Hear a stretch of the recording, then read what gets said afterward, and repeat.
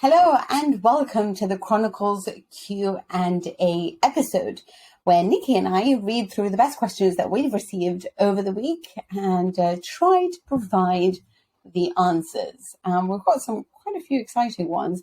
I'm going to say Nicky really laughed at one of them. She loved it so much, but I won't tell you which one.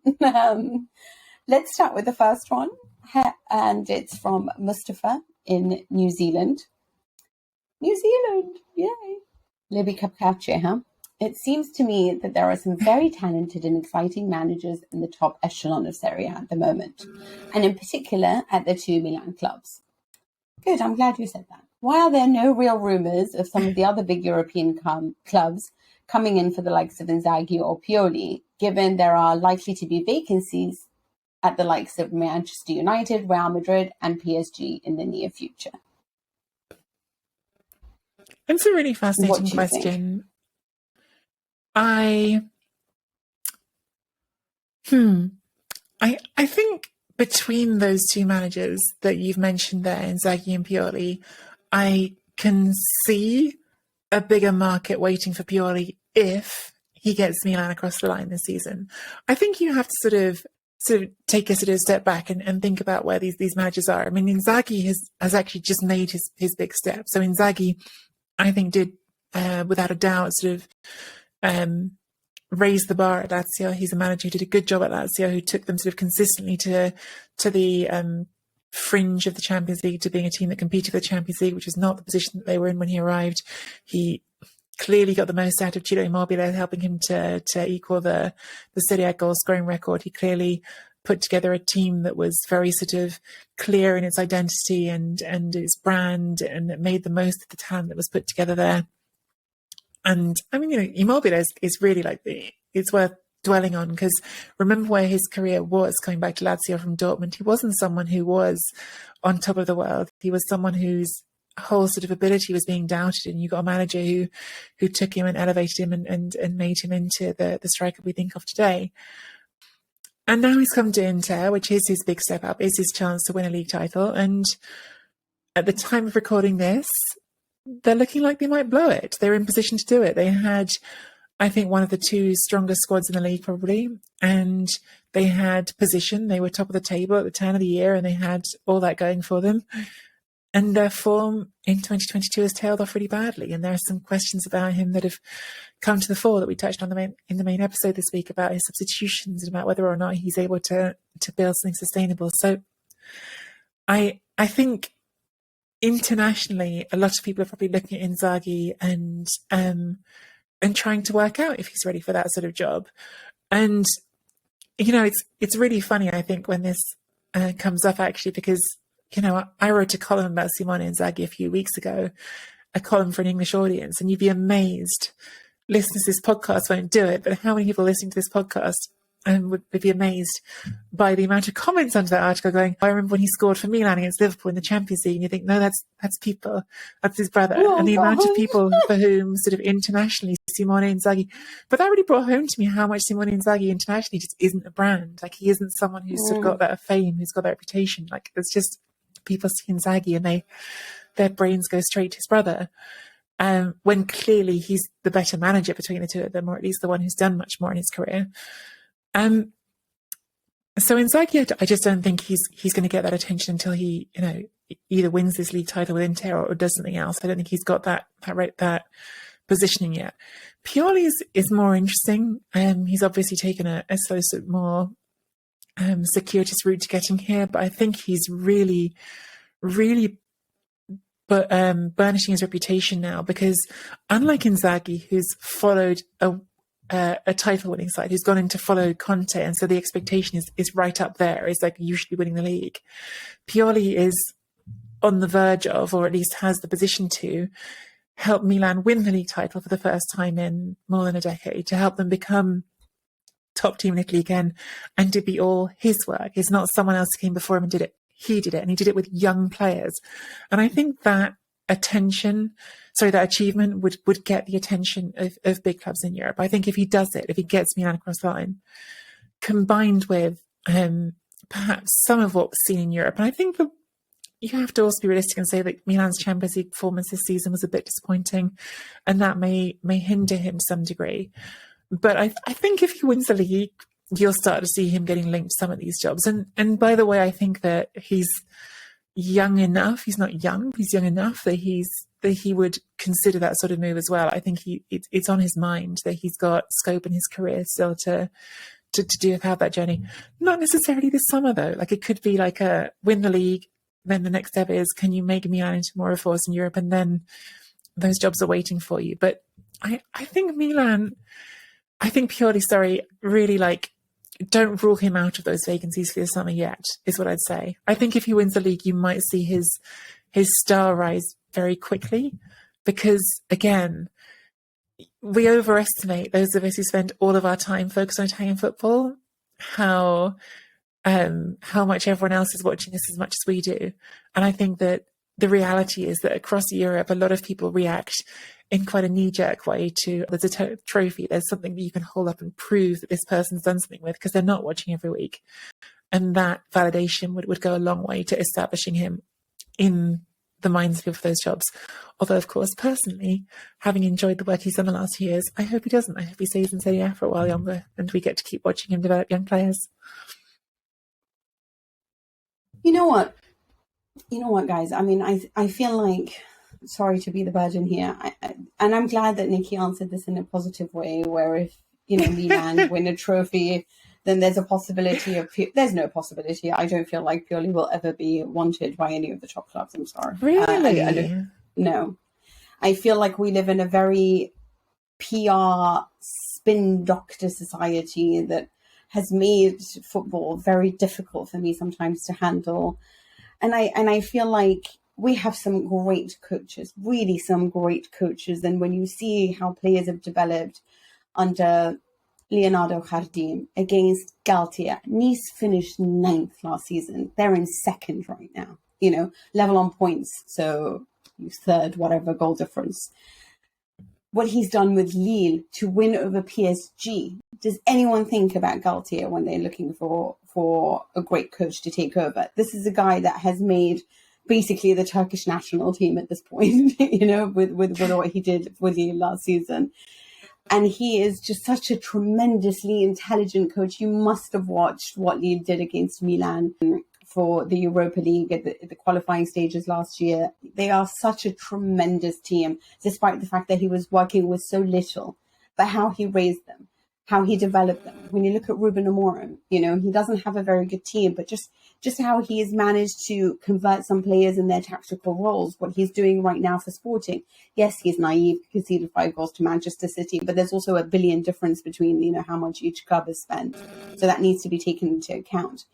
Jardim, the Monaco that he raised, the Monaco that knocked Manchester City out of the Champions League, the brilliance that he did with Carrasco, who is such an important player for Atletico Madrid right now. He's the man who raised Kylian Mbappe, gave him his chances, Thomas Lemar, Benjamin Mendy. There were so many players he put on the map, and nobody thinks about him. Who do we think about? We think about Nagelsmann, who I want to kill myself sometimes when I watch Bayern Munich. This is the team that, they thrashed Salzburg fine. They're defensively hideous to watch, There's always an argument right now at Bayern, and that's probably not his fault, but rather the sporting director fault. But it's bad to watch. There's no balance right now. And if you can't have Alphonso Davies missing and the whole team just fall apart defensively, it's bad management. I don't see it, but everyone's like, he kind of plays the Pep Guardiola way. And so that right now, people are just obsessed with, you have to play a nice way. If you lose 10-0, it doesn't matter. You play a nice way,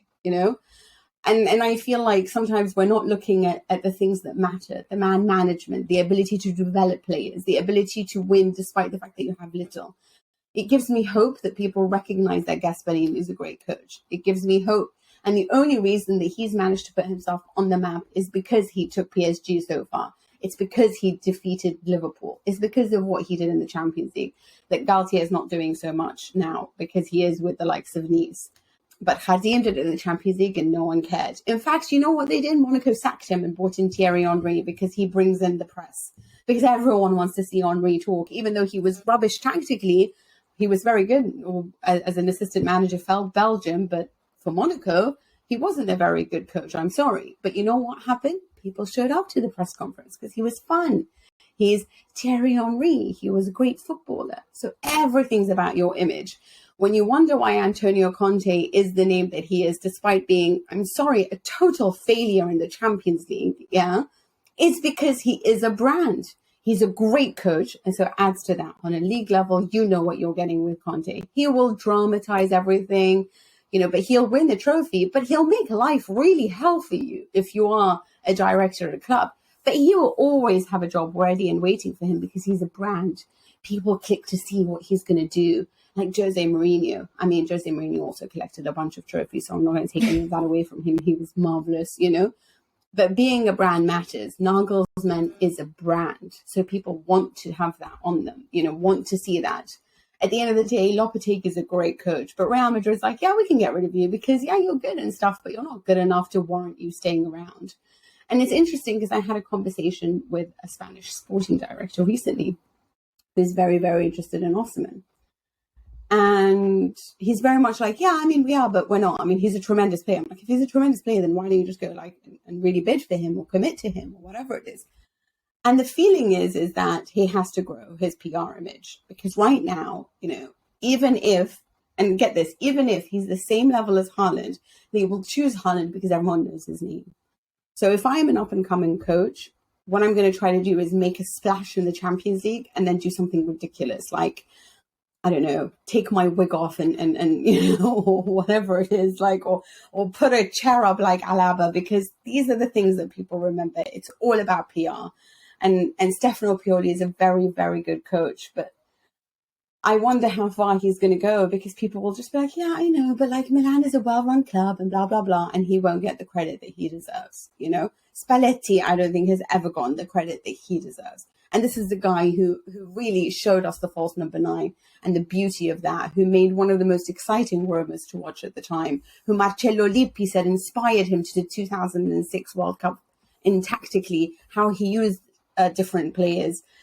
I mean, who inspired Pep Guardiola. And yet Spalletti is just, ridiculed most of the time, And so I do think this is what upsets me a lot about football and a lot about coaches, because coaches is my thing. I care much more about coaches than I care about players. And I don't feel like the right coaches are getting the right attention right now. And everyone's obsessed with who is just going to pass the ball sideways for long enough. And that's what upsets me. I hear you and I agree with you about the value of PR, and I think you've put that so brilliantly, and I always enjoy a Mina rant, but I also going to come back at you with something, which is, first of all, I mean, Galtier, Jardim, yeah, but it's not Serie A, it's League One. I'm sorry, but that's part of the PR picture as well. Like, Ligue 1 is still not viewed as Serie A is. But also, let me just finish this one because I think this is the sort of the big counter I have to you. Maurizio Sarri got the Chelsea job. Maurizio Sarri has never been the face of it. Now, admittedly, it didn't last. He only lasted there a short time. He came back and he's sort of taken steps back. But he got the Chelsea job and he never even won the league. He did take Napoli very close. And maybe Napoli's more glamorous in some way to have had that scene in Naples, right? Have all the fireworks going off. It was a big international story, even though they didn't win. But Sarri did get the Chelsea job. So if Sarri can get the Chelsea job, I don't see why Pioli couldn't get a comparable job. Because it's playing the same, it's that football. Everyone's obsessed with the next Pep Guardiola. It doesn't matter that Jurgen Klopp is winning or will win. No one is looking for the next Klopp. Everyone's looking for the next Pep.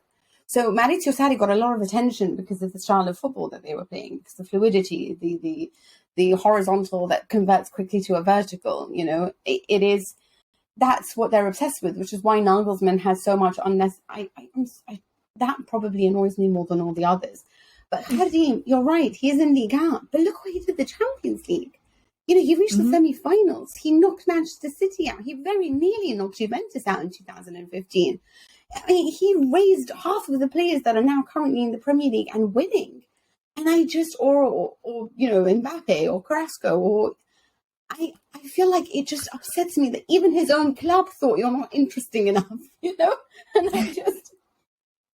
Yes, I do. Yes, you're right about Galtier. I mean, there's Aliou Cisse again, Senegal coach, brilliant. I mean, just what he's done overall, changing like the ethics but everyone cares about Bielsa, who just causes a big fuss everywhere, you know.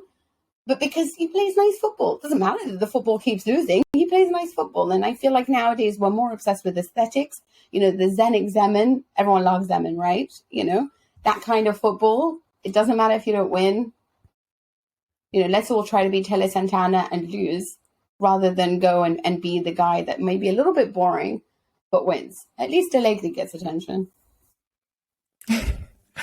Well, you know, it's funny you say that because Allegri, of anyone, you know, couldn't he have got a Manchester United job at the time in the last few years? Couldn't he have got? I'm surprised that nothing did come for Allegri outside of Italy, I have to say. But we weren't asked about Allegri, and I think we've given that. Yeah. He turned it down twice. We've given that question a good go, and I don't want this whole episode to be one single question. So let's move on. Thank you, then, Mustafa. That was a really interesting question, and we certainly got into it. Yeah. So I hope you enjoyed that answer. We have our second question here is from Jonathan Borders, who is a Tifosi Patreon member. Thank you, Jonathan, for being one of the Tifosi. Can you spend some time and explain Roma's lack of off-the-ball talent, he asks. I feel we are one of the worst clubs off the ball in Serie A. I have yawned at Roma this year more than ever, and I love this next bit. Is it José or is it life? It's just such a profound question, Jonathan. I don't know how to answer the bit about your life specifically, but we'll get to it. Under Fonseca, things weren't so boring, but I have got the hope in the special one. The red card was worth 9 points in my book. Also, I love Eldor Shomurodov. He was so brilliant with Genoa last season. He has been with Roma this year. To the observant fan, just a lack of playing time, but his positioning is next level. Mina, is it José or is it life? I don't know. I feel like I've made this point so much that you must be absolutely and deathly annoyed at me for saying this, but I do think that for a team that has spent all the money that they did spend over the summer, that does have Shomurodov, who I agree with you, I think is such a fantastic talent, but just not really being given the momentum and the number of minutes and the consistency allowed to allow him to grow, because I so agree with you. And there's nothing that he can't do. He can be a facilitator. He can be the goal scorer. I love a type of striker that doesn't know only how to do one thing, but can know how to do a bunch of things. And I understand why Tammy Abraham is the man, and he should be the man right now, because he's scored, 20 goals so far. He's the top scoring Englishman. Rely on him. But I think that has helped a lot to have Zaniolo closer to him, because I think that's brought out the best in Tammy Abraham, who isn't a guy that likes to play on his own. And I think that was really put to bed. But Shomurodov should really be starting a lot of matches or at least given a few minutes, because he can introduce something so different. We talked about on the main show that he is exciting and all of that. But I do feel that with Jose Mourinho, I mean, even as a team, they take so many shots on goal, that they do produce a lot of opportunities, but they're just not that exciting to watch, because I don't know whether it's off the ball. Is that what you think it is? Is that they don't have enough balls? Sorry, off the ball, please.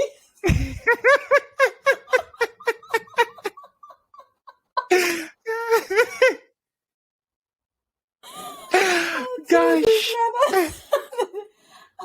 Look, I'll sum it up, but there's something that I thought Gazzetti said so perfectly. I mean, they do have balls, I'm so sorry. I actually love that, because Mina, honestly, like Jose Mourinho and the way he talks when things are and aren't working, it's always all about that sort of language. It's always you need to show some cojones. I mean, I don't know if he'd use cojones or he'd use scatole if he's talking Italian, but he's all about that. He's all about that language. So don't back down, Mina.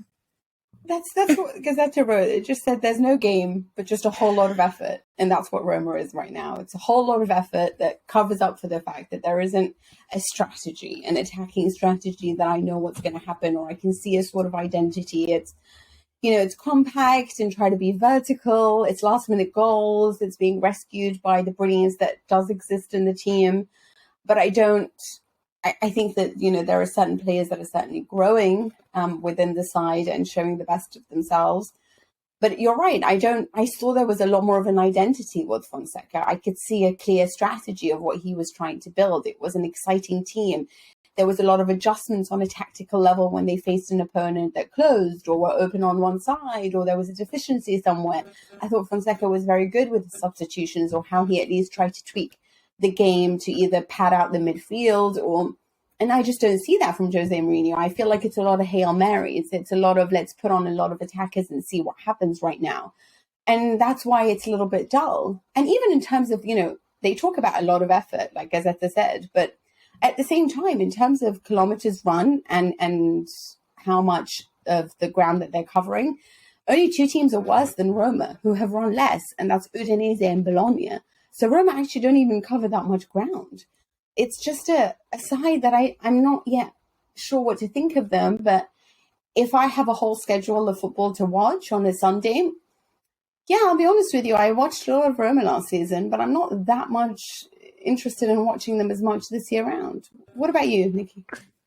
Yeah, I've been trying to sort of work out what I think exactly Jonathan means with that off the ball, because I think you can interpret that in different ways. Like one of them is sort of the thing which you've just sort of answered, I think, to an extent, which is, do they work harder than everyone else? Because that's like what comes to my mind is like off the ball movement. It's like who's putting the effort in, who's keeping on running, who's constantly giving their teammates an option. Because I think that's so important in football teams. I think it's one of the things that can really kill a team is when you're getting someone on the ball and you look around and no one's moving.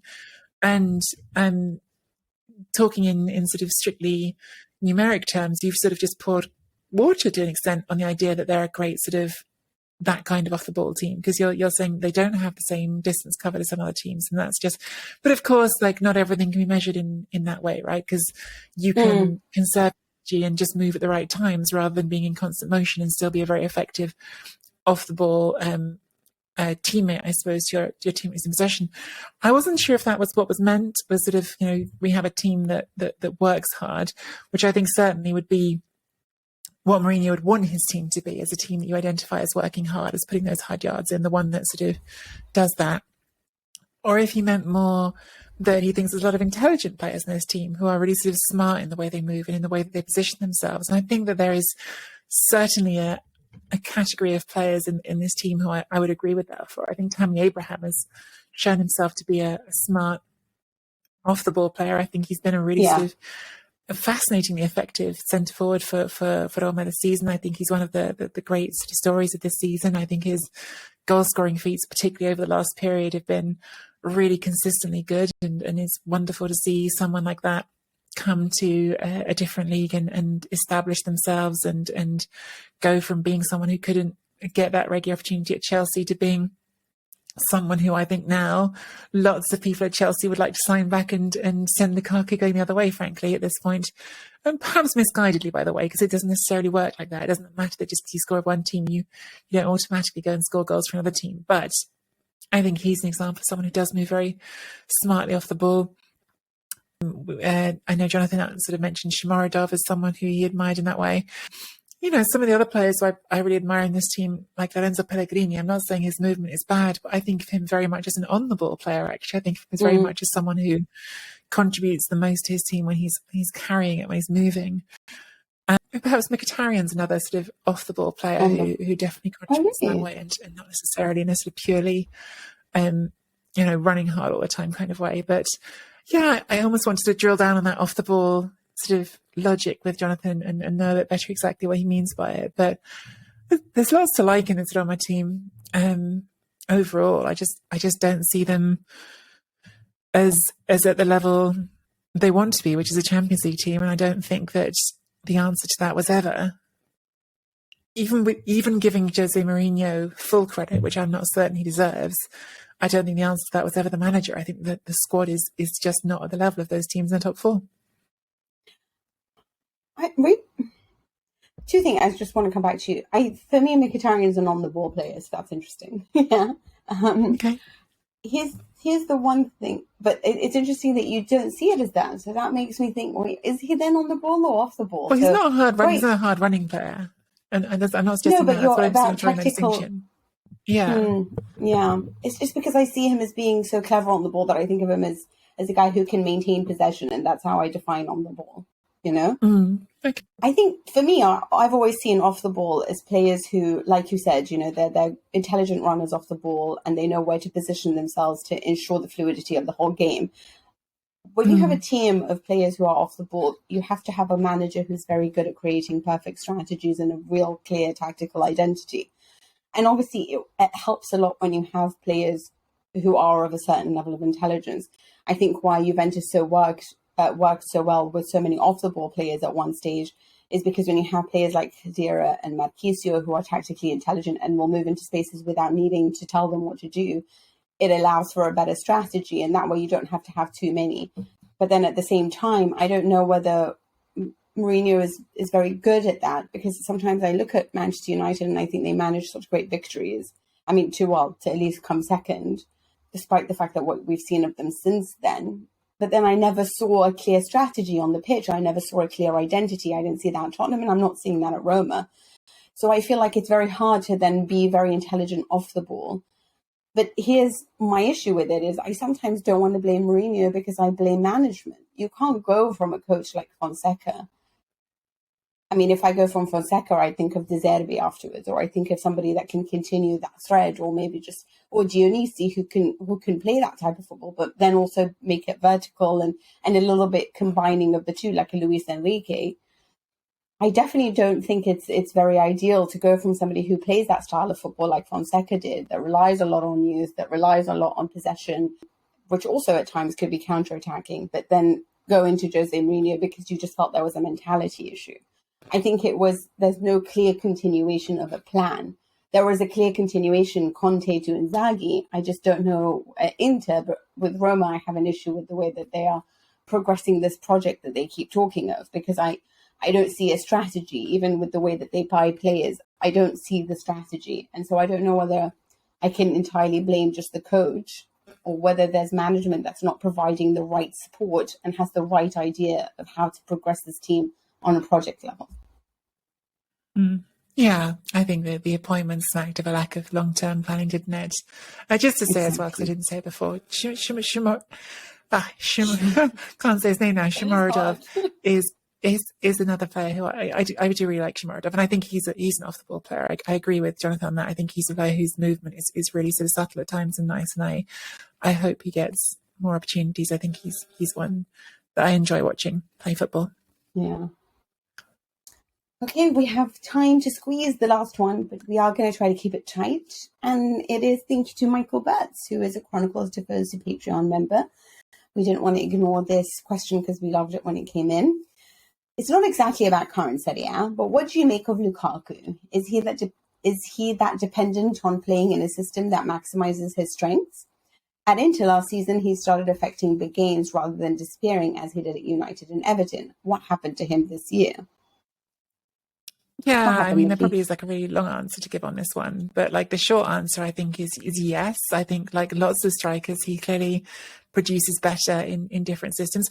I think it's one of the things that is just hugely underestimated in football in general, is how much context makes a difference to a player. I think there are all sorts of players who thrive or fail based on whether they're in the right team at the right time. I think there are all sorts of footballers whose careers we never saw because they never found the way to a coach who knew how to make the most out of them. I think I mentioned already earlier Ciro Immobile and how differently his career was going before he found Simone Inzaghi at Lazio, and how that just saved him basically.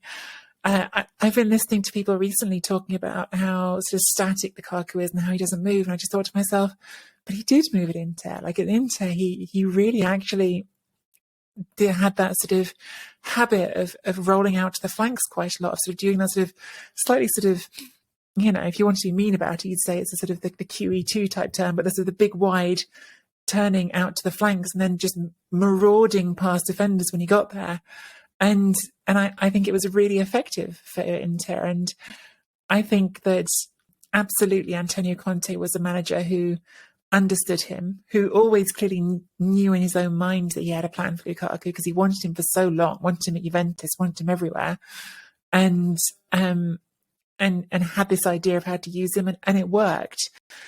And I think that at Chelsea, it's a different system, and it hasn't worked for him as well. So that's the very short answer. I mean, the longer answer involves like a bit more digging down to those tactics and exactly why. But I'm sort of conscious that we haven't got unlimited time. I think that's a big part of it, having a manager who really understood that to get the most out of Lukaku is let him have that space to turn, give him the encouragement to turn and get running at defenders, and set your system up to make the most of the qualities he has, which is that incredible physical strength and ability to sort of really bull those defenders, as we saw him do a lot in Serie A, at the same time as being, I think, an underestimated finisher. I think he gets a bit too much stick for the odd clumsy touch. I think some of his touches we saw in his goals for Inter last season were also still pretty flipping good. Is it that, I guess what made him so special is, just because I am somebody who's a bit of a tactical geek, that they were quite of a low team. They defended as a low block Inter, and then he had space where he could show off his acceleration and then had time to then obviously perfect his finishing. Whereas Chelsea play much higher up the pitch, and he needs to be better in the tighter spaces. And it is a lot more about managing the ball, which is everyone was saying, they must really regret letting go of Tammy Abraham. Tammy Abraham, I think, has also some of those characteristics where he'd be better with the Conte team, I think, than perhaps this Chelsea team. Is that what it is? Just wanted to check if it's the same as my men. I think that's really well observed. Yeah. I think that's really well observed. Yeah.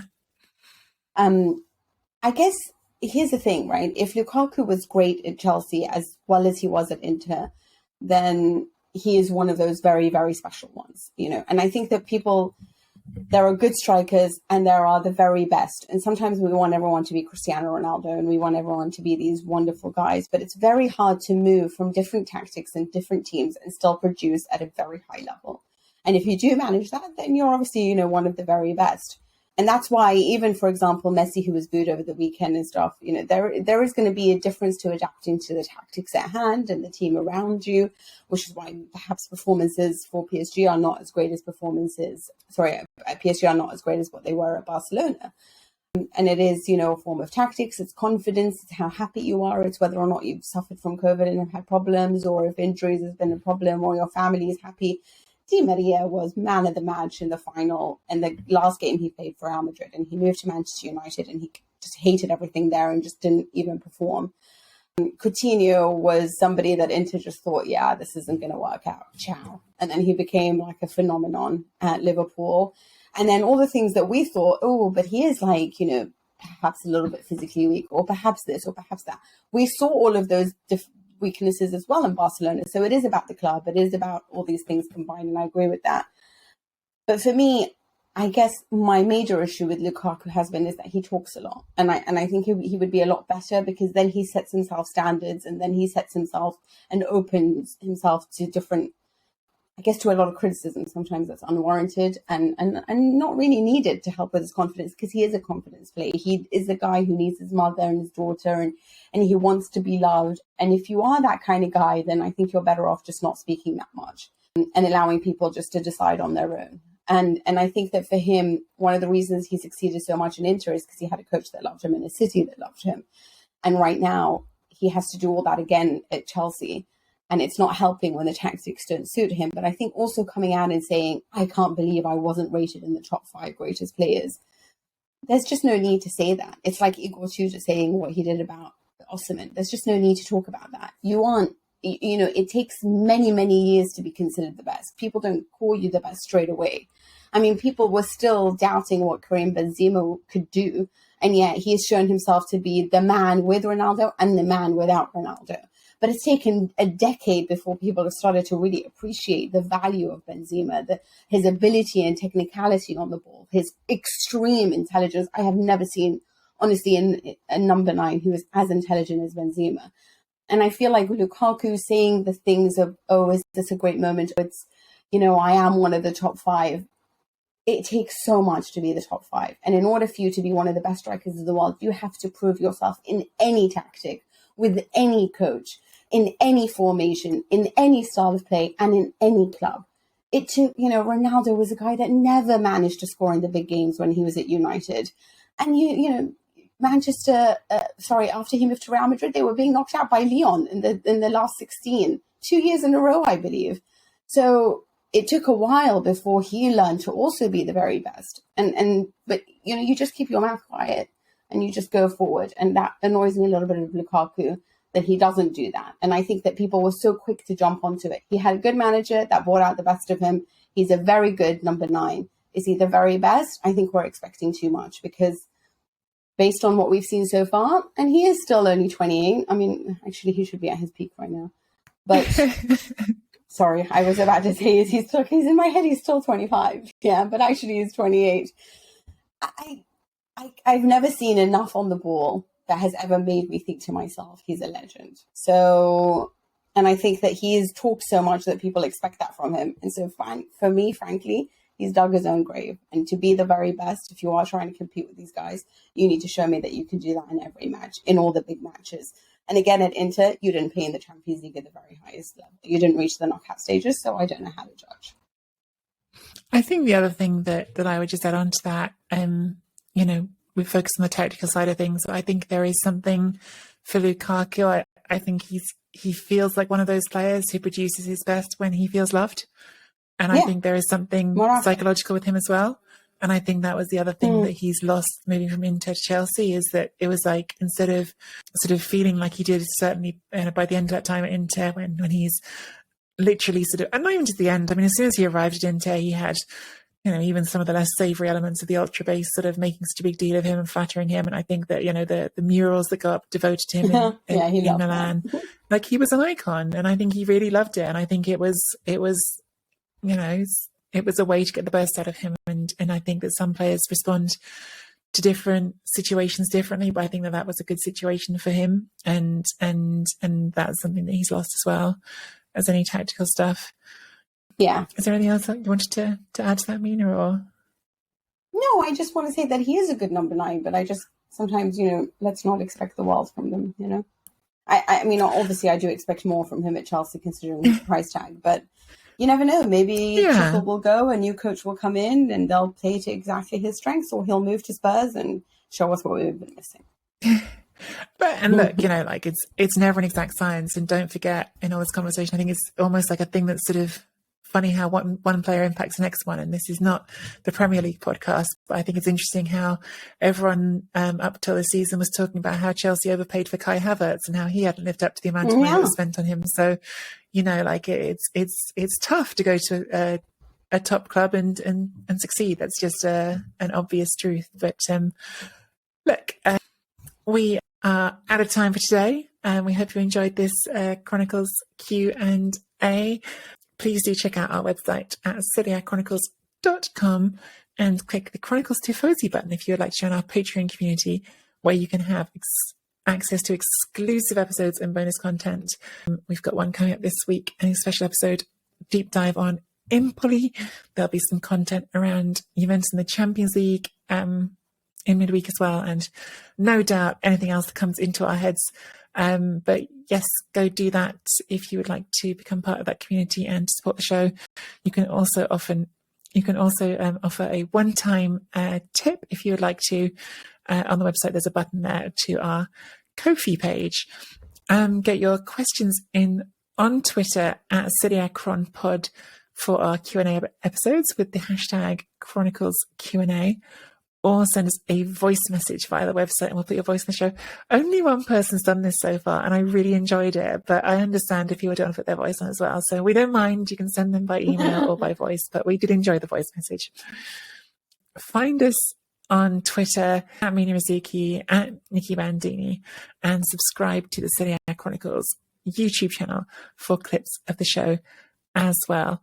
That's all we've got for you today. We will see you again next week. Bye for now. Okay, guys, I've got to go.